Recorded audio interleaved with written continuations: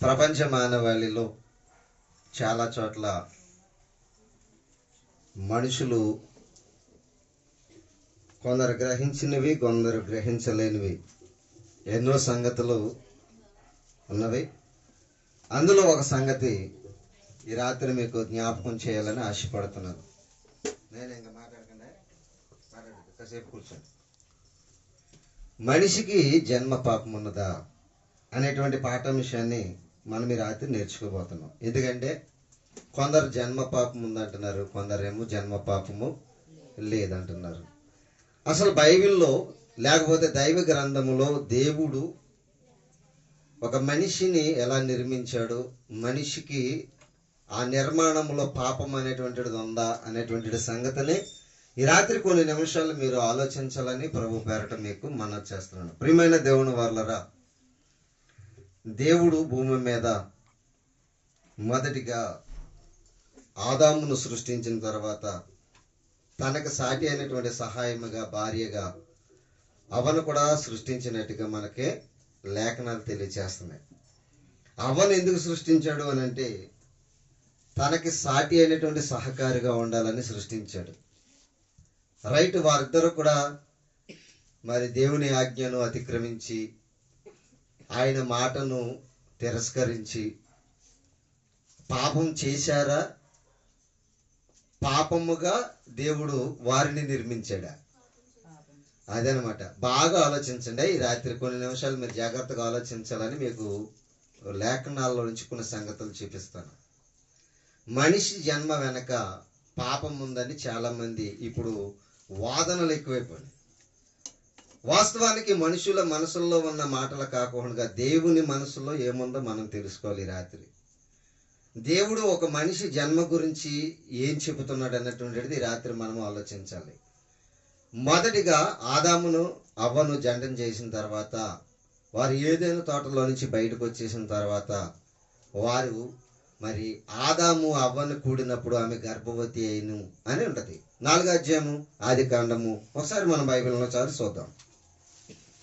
దేవుని లేఖనాల్లోనికి ఈ రాత్రి మనం కొన్ని సంగతులను చూడడానికి వెళదాము ప్రియులారా. ఆదికాండము 4వ అధ్యాయము 1వ వచనంలో ఒక మాట మనం చదువుకుందాం. ఆదాము తన భార్య అయిన అవ్వను కూడినప్పుడు ఆమె గర్భవతి అయి కయీనును కని. ఇక్కడ బాగా ఆలోచించాలి, అండర్లైన్ చేసుకుంటే మాట. యెహోవా దయ వలన. ఎవరి దయ వలన అంటమ్మా? అదేనా ఆదాము దయ వలన అంట? యెహోవా దయ వలన ఒక మనిషిని నేను సంపాదించుకున్నాను అన్నాడు. ఎందుకు అవ్వ ఆ మాట చెప్పింది? ఆ మాట చెప్పడానికి గల కారణం ఏంటి? అవ్వ మనసులో ఉన్నటువంటి ఉద్దేశం ఏంటి అన్నది ఈ రాత్రి కొన్ని నిమిషాలు మనం ఆలోచించగలిగినట్లయితే దేవుడు తన లేఖనాల్లో ఏం రాశాడో మనకు అర్థమైపోద్ది. ఈ రాత్రి కొన్ని సంగతులు మనము ధ్యానించాలని ప్రభు పేరట మీకు మనం చేస్తున్నాను. ఆమె గర్భవతి అయిందేమో ఎవరి వలన? ఆదాము వలన. గర్భవతి అయినది ఆదాము వలన అయితే ఏమని చెప్తుంది? యెహోవా దయ వలన ఒక మనిషిని సంపాదించుకున్నానని చెప్తుంది. బాగా ఆలోచించాలి. ఇక్కడ అదే క్రిటికల్ సంగతి ఏంటంటే గర్భవతి అయినదేమో ఆదాము వల్ల, మనిషిని సంపాదించుకున్నదని చెప్పిందేమో యెహోవా దయ వలన అంటుంది.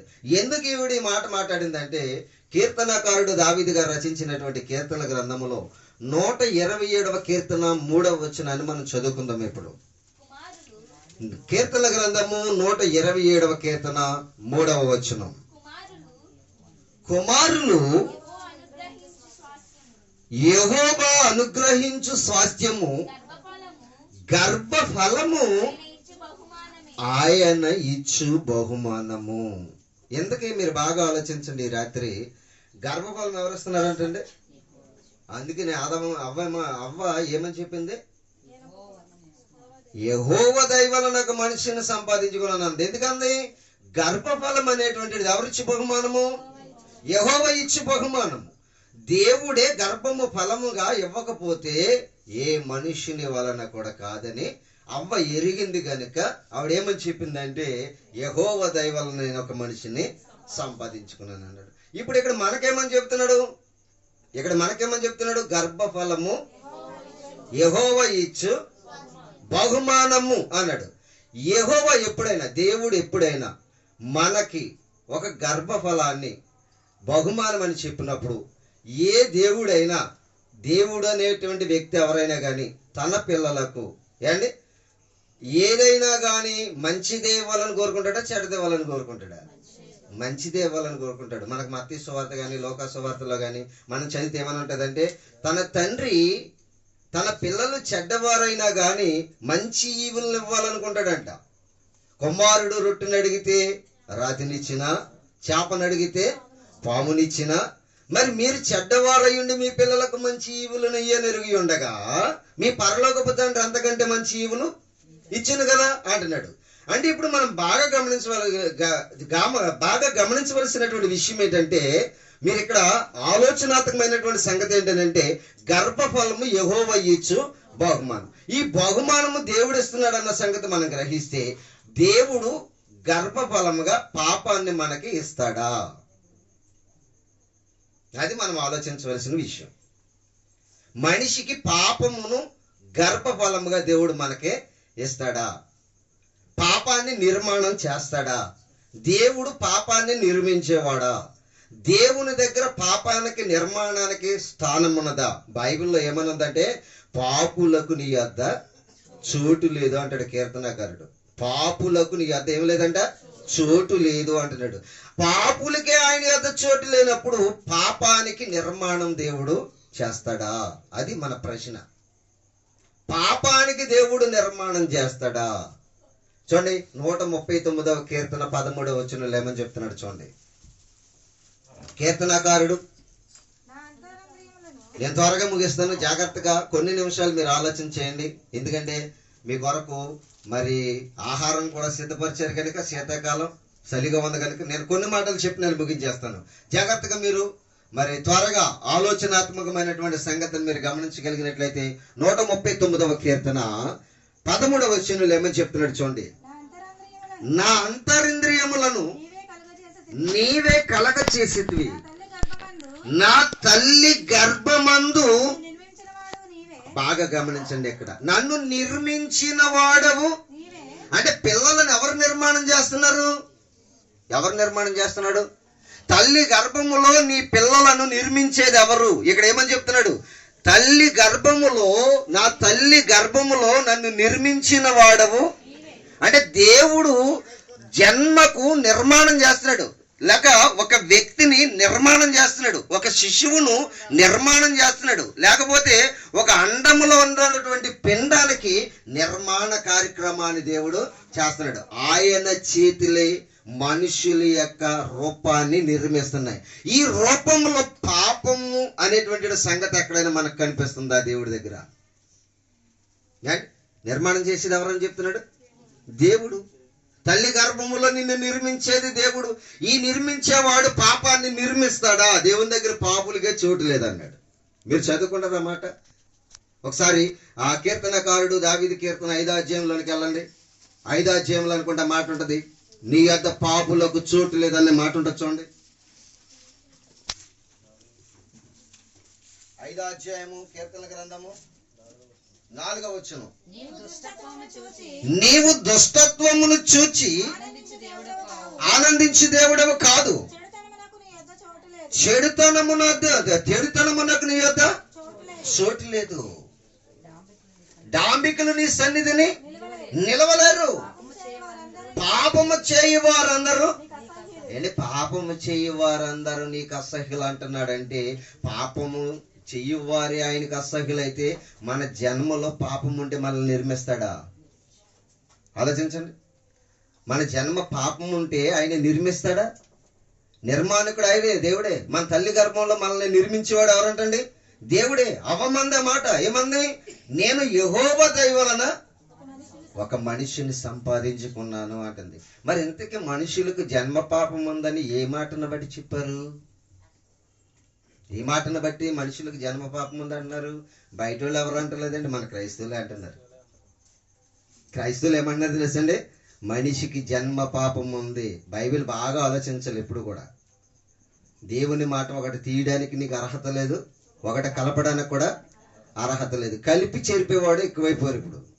అందుకని మీరు మీ చేతిలో ఉన్న గ్రంథాన్ని బాగా పరిశీలన చేయండి, బాగా ఆలోచించండి, మీరు బాగా చూడండి ఆ మాటల. ఇక్కడ క్రైస్తవులలో మనుషులలో పాపం ఉందని మాటను బట్టి వాళ్ళు ఎంటర్ అయిపోతున్నారంటే, ఇప్పుడు చూడండి మీకు ఒక మాట చూపిస్తాను. కీర్తనాకారుడు దావీదు గారు రచించినటువంటి కీర్తన గ్రంథము 51వ కీర్తన. దయచేసి అక్కడ ఒక సందర్భం మనకు కనిపిస్తూ ఉంటుంది 5వ వచనంలో. ఆ మాటను బట్టి మనం ఆలోచన చేద్దాం. నేను పాపములో పుట్టిన వాడను. అదేనండి, ఇక్కడ మనుషులకి దేవుని మాట అర్థం కాక మనిషికి జన్మ పాపం ఉందని ఈ మాటను బట్టి పట్టుకున్నారు. నేను పాపములో పుట్టిన వాడని అన్నాడా, పాపముతో పుట్టిన వాడని అన్నాడా? తోకిని లోకిని చాలా డిఫరెన్స్ ఉంది. అక్షరానికి ఏంటి ఒత్తి అలాగ తగిలించినా తీసేసినా చాలా తేడాలు వచ్చేస్తాయి, సందర్భాలు తేడా వస్తాయి. బాగా ఆలోచించాలి మీరు. ఏంటి పాకలో పుట్టాడు అనడానికి పాకతో పుట్టాడు అనడానికి చాలా తేడా ఉంది. తోకిని లోకి చాలా తేడా ఉంటుంది. అందుకే మీరు బాగా ఆలోచించాలి. ఇప్పుడు ఆయన ఏమన్నాడు?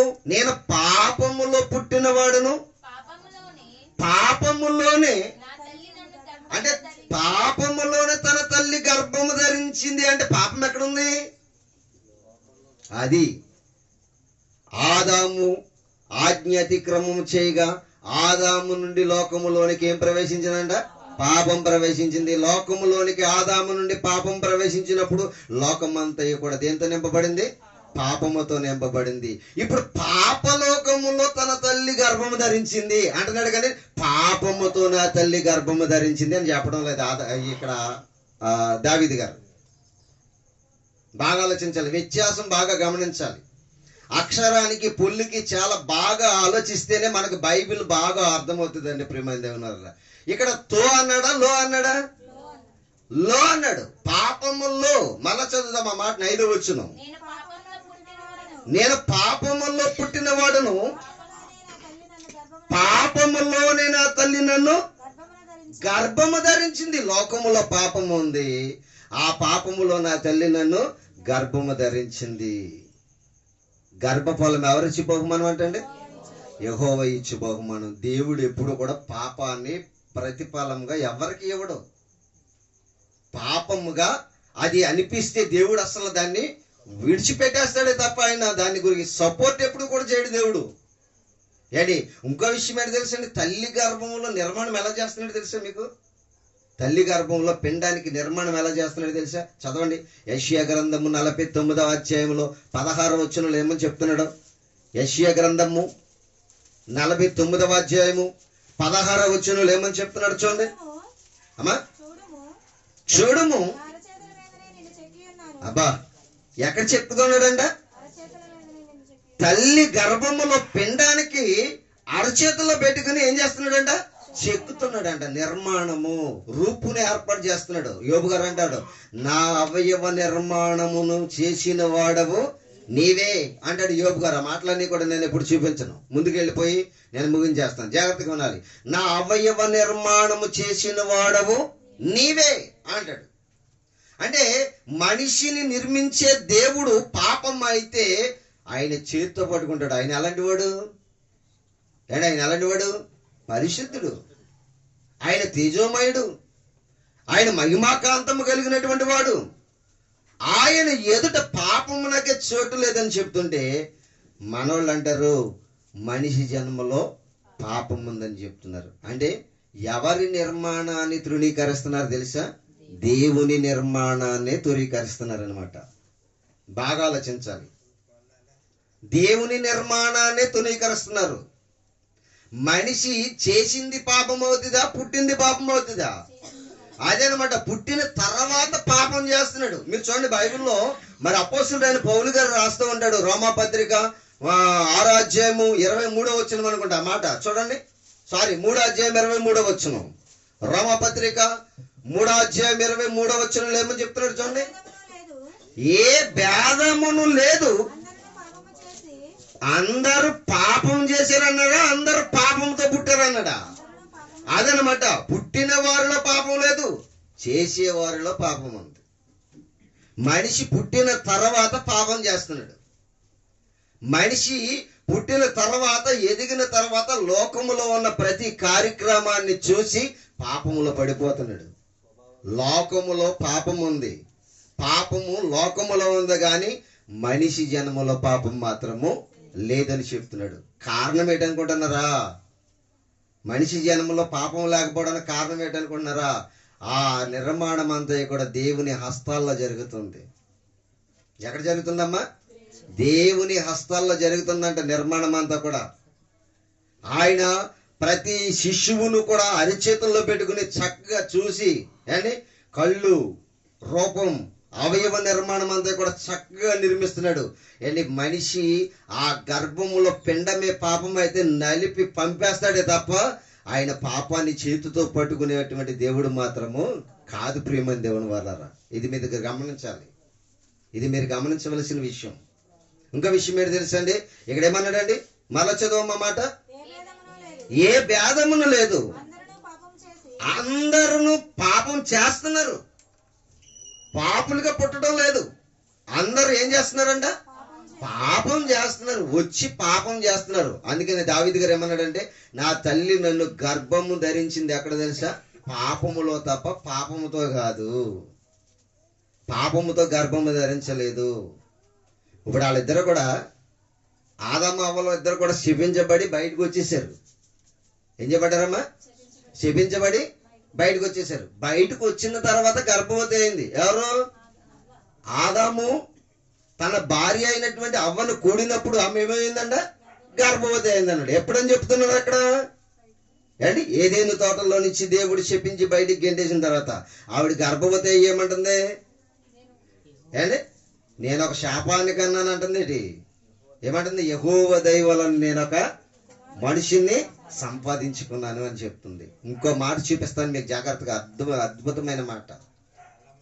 ఈ యొక్క జన్మ పాపము లేదు అని నిరూపించడానికి ఒక అద్భుతమైన మాట ఉంది. అని ప్రసంగి గ్రంథము చదవా? ప్రసంగి గ్రంథము 7వ అధ్యాయము. ప్రసంగి గ్రంథము 7వ అధ్యాయము 29వ వచనం ఏమని రాయబడి ఉందో చూడండి అక్కడ. ప్రసంగి గ్రంథము 7వ అధ్యాయము 29వ వచనం. ఇది ఒకటి మాత్రము నేను కనుగొంటిని, ఏమనగా దేవుడు, బాగా గమనించాలి ఇక్కడ, నరులను యథార్థవంతులుగా పుట్టించాడా, పాపులుగా పుట్టించాడా? మరి ఇది బైబిల్ కొట్టేద్దామా? ఈ మాట కొట్టేద్దామా? దేవుడు మనుషులను ఎలా పుట్టించాడంట? యథార్థవంతులుగా పుట్టించాడంట. మరి మనుషులు పాపులుగా ఎప్పుడు మారారు? భూమి మీదకు వచ్చి లోకములో ఉన్న పాపాన్నంతా చూసి పాపం చేస్తున్నారు కనుక మనుషులు ఎలా మారిపోయారంట? పాపులుగా మారిపోయారు. అంతేగాని మనిషి జన్మలో మాత్రం పాపము లేదని ఇక్కడ డిక్లేర్ చేసి చెప్తున్నాడు. ఏమన్నాడు? నరులను దేవుడు యథార్థవంతులుగా పుట్టించను గాని వారు వివిధమైన తంత్రములను, అదనమాట, తంత్రములు మీరు కల్పించుకుంటున్నారు. తంత్రాలు మనుషులు కల్పించుకుంటున్నారు. కానీ మనిషి జన్మలో మాత్రము పాపం లేదండి పిల్లలు. మనిషి జన్మ పాపి కాదు. జన్మ పాపని చెబుతున్నారు చాలా మంది. ప్రసంగాలన్నీ కూడా ఇయ్యే. ఏమని? మనిషి జన్మ పాపి, కర్మ పాపి అంటున్నారు. జన్మ పాపి, కర్మ పాపి అన్నాడు. నిజంగా జన్మ పాపి అయితే దేవుడు పాపాన్ని మనకు ప్రతిఫలంగా ఎందుకు ఇస్తాడు చెప్పండి? పాపాన్ని నలిపేడా? ఎందుకు? లోకంలో పుట్టిన వారందరూ కూడా ఏంటి, అక్కడ అసలు గర్భంలోనే పాపం ఉంటే ఆ పాపాన్ని లోకంలోనికి పంపించి ఇంకా చెడిపోమని ఎందుకు పంపుతాడు? ఆయన పుట్టేస్తున్నాడు యథార్థవంతులుగా. మనుషులు భూమి మీదకి వచ్చిన తర్వాత ఏమైపోతున్నారంటే లోకమును చూసి చెడిపోతున్నారు. ఏంటి, ఇదంతా కూడా మీరు బాగా ఆలోచించగలిగినట్లయితే యేసు ప్రభువు ఒక మాట చెప్పాడండి. ఏమని చెప్పాడు తెలుసండి? కొంతమంది చిన్నపిల్లలు ఆయన దగ్గరికి వస్తున్నారంట. ఏంటి, ఎవరి దగ్గరికి వస్తున్నారు? కొంతమంది చిన్నపిల్లలు యేసు ప్రభువు దగ్గరికి వస్తుంది. శిష్యులు అంటున్నారు, ఊరుకోండి పక్కాలని అంటున్నారు. అప్పుడు యేసు ప్రభువు అంటాడు, చిన్నపిల్లలు నా యొద్దకు రానీయుడి. ఏమన్నాడు? ఇలాంటి వారిదే దేవుని రాజ్యం అన్నాడు. ఇలాంటి వారిదే దేవుని రాజ్యం అన్నాడు. మరి దేవుని రాజ్యం ఎలాంటి వారిదని ఎందుకు అన్నాడు? వాళ్ళ జన్మలో పాపం ఉంటే ఎలాంటి వారిది దేవుని రాజ్యం అని చెప్తాడా? అంటే వాళ్ళ జన్మలో పాపం ఉంటే ఎలాంటి వారిది దేవుని రాజ్యం అని చెప్తాడా? చనిపోయిన ప్రతి వారి గురించి ప్రసంగి గ్రంథంలో ఇంకా చాలా మాటలు ఉంటాయి. గర్భమున పుట్టి భూమి మీదకి వచ్చిన తర్వాత అంటే శిశువుగా చనిపోయిన వారు పరదేశికి వెళ్ళిపోతారంట. ఎక్కడికి వెళ్ళిపోతారండి? పుట్టి పాపం చేసి నరకానికి పోయేవాడి కంటే గర్భంలో ఉండి స్రావం అయిపోయిన వాడు గర్భస్రావం అయిపోయిన వాడే ధన్యుడని చెప్పి రాస్తాడు ప్రసంగి గారు. అందుకనే ఇంకో మాట చూడండి, లూకాసు సువార్తలో ఒక అద్భుతమైన మాట నేను ముగించేస్తాను. ఇంకా అంటే లూకా గారు రాసినటువంటి సువార్త 18వ అధ్యాయము 15 నుంచి 17 వచనాల వరకు చదువుకుందాం. అమ్మా, తమ శిశువులను ముట్టవలనని కొందరు ఆయన యొద్దకు వచ్చి వారిని తీసుకుని రాగా ఆయన శిష్యులు అది చూచి తీసుకుని వచ్చిన వారిని గద్దించిరి. అయితే యేసు వారిని తన యొద్దకు పిలిచి చిన్న బిడ్డలను ఆటంకపరచక వారిని నా యొద్దకు రానిడి, దేవుని రాజ్యము అది. చూడండి, అక్కడ దేవుని రాజ్యం ఎలాంటి వారిది అన్నాడు? చిన్న పిల్లల లాంటి వారిది అంటున్నాడు. వాళ్ళ పాపం ఉందంటారా? పాపం ఉంటే యేసుప్రభువు మాట చెప్తాడా? అంటే మనిషికి ఏమి లేదు, ఏమి లేదండి. జన్మ పాపం లేదు, పుట్టుకలో పాపం లేదు మనిషికి. దేవుడు ప్రతి మనిషిని కూడా ఎలా పుట్టిస్తున్నాడంట? యథార్థవంతులుగా పుట్టిస్తున్నాడంట. నిర్మాణం చేస్తున్నాడు ప్రతి శిశువుకి, ప్రతి పిండానికి. అండి, గర్భములో ఉన్న పిండానికి నిర్మాణం అరచేతుల్లో పెట్టుకుని చెక్కుతున్నాడంట ఆయన. అవయవ నిర్మాణం చేస్తున్నాడంట. అవయవ నిర్మాణం చేసి మనకు ఎలాగిస్తున్నాడంట? బహుమానంగా ఇస్తున్నాడంట. మరి బహుమానాన్ని మనం ఎలా పెంచాలి? లోకములో ఉన్న పాపములో పడిపోకుండా దేవుని కొరకు ఒక సమూయేలులాగా పెంచాలి. తల్లి ఏం చేసింది అంటే అన్నగారు ఏం చేసింది? తనకి దేవుడిచ్చిన బిడ్డను ఒక ప్రవక్త దగ్గర పెంచింది, ఏలీ దగ్గర పెంచింది. ఏలీ దగ్గర ఎలా పెరిగాడు తెలుసా అండి? ఒక న్యాయాధిపతిగా పెరిగాడు. జ్ఞానమందును వయస్సునందును పెద్దల దయ్యందును మనుష్యుల దయ్యందును దినదినము వర్ధిల్లుచు ఎదుగుచుండెనంట. జ్ఞానమందు ఎదగాలి, వయస్సునందు ఎదగాలి, పెద్దల దయలో ఎదగాలి, మనుషుల దయలో ఎదగాలి. అండి, బాగా ఆలోచించండి. సమూయేలు దేవుని మందిరములో చాలా ఒబీడియంట్గా పెరిగాడు, చాలా క్రమ పద్ధతిలో పెరిగాడు, చాలా మరి పద్ధతి ప్రకారంగా పెరిగాడు. ఎవరిని ఎలా గౌరవించాలి అమ్మా వినాలి, ఎవరిని ఎలా గౌరవించాలి. యేసు కూడా ఎలా పెరిగాడట? జ్ఞానమందును అంటే వయస్సునందును దేవుని దయ్యందును మనుషుల దయ్యందును వర్ధిల్లుచుండెను అని రాయబడి ఉంది. అంటే మనుషులు దేవుని దయలో వర్ధిల్లితే లోకములో ఉన్న పాపములో పడిపోరు.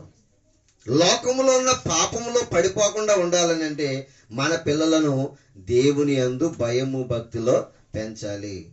మనిషి జన్మలో లేదు పాపం, పుట్టిన తర్వాత లోకములో ఉన్న పాపంలో మనుషులు పడిపోతున్నారు.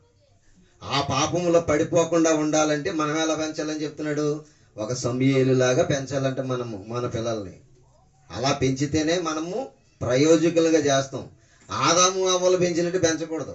కయ్యను ఏమైపోయాడు? భ్రష్టుడైపోయాడు, దేశదిమ్మరగా మారిపోయాడు. కారణం ఏంటనుకున్నారు? పెంపకం బాగలేదు. పెంపకం బాగోలేకపోవడానికి కారణం ఏంటంటే వాళ్ళ బ్రతికే బాగోలేదు. ఎవరి బ్రతుకు? ఆదాము అవ్వల బ్రతికే బాగోలేదు. అందుకనే వారిని బట్టి వారి పిల్లలు కూడా తయారైపోయారు.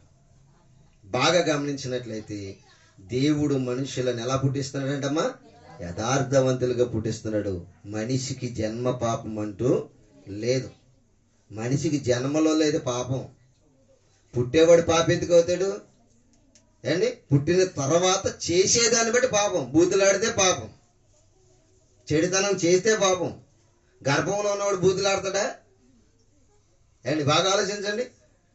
శిశువుకి ఏమని తెలుసా? పిల్లలకి, చిన్న పిల్లలకి ఏం మాట్లాడినా ఏమీ కూడా వాళ్ళకి పాపం లేని వారుగా ఉంటారు. చాలా మంది మనం అంటాం కదా, వారితో ఏమంటామంటే ఎదుటి వారితో మనం మాట్లాడే మాట, వాళ్ళు దేవునితో సమానులు అంట. చిన్నపిల్లలు ఎవరితో సమానులు అంట? దేవునితో సమానులు అంట. ఎందుకు ఆయనతో సమానులు చేస్తాం? వాళ్ళ చెడుతనం అంటే ఏమీ కూడా తెలియదు వాళ్ళకి. ఏంటి చెడు ఆలోచనలు కలిగినటువంటి స్వభావం వాళ్ళకి ఇంకా పని చేయలేదు. ఎప్పుడు వాళ్ళకి ఊహ తెలిసినప్పుడు ఏంటి వాళ్ళు మాట్లాడగలిగినటువంటి, ఆలోచించగలిగినటువంటి స్థితి వచ్చినప్పుడు మాట్లాడేదాన్ని బట్టి మాట్లాడుతూ ఉంటారు, చేసేదాన్ని బట్టి చేస్తూ ఉంటారు. అందుకని చేసే క్రియలు మంచి అయితే వాడు కూడా మంచివాడు అవుతాడు, చేసే క్రియలు చెడ్డవైతే వాళ్ళు కూడా చెడిపోతూ ఉంటారు. అందుకని భూమి మీద పుట్టిన తర్వాత, పెరిగిన తర్వాత చెడ్డవారు అవుతారు తప్ప జన్మలో మాత్రము పాపము లేదు అని చెప్తున్నాడు దేవుడు. అందుకని మనిషికి జన్మ పాపం అంటూ మనిషికి లేదంట ప్రియులారా. అందుకే ఈ రాత్రి మనం ఈ మాటల్లో నేర్చుకోవడానికి దేవుడు మంచి అవకాశం ఇచ్చాడు.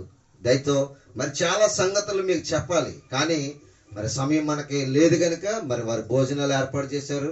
9:30కే ముగించమన్నారు, 9:10 అయింది. దయతో ఏమనుకోవద్దు, ప్రార్థన చేసుకుని కార్యక్రమాన్ని ముగించుకుందాం.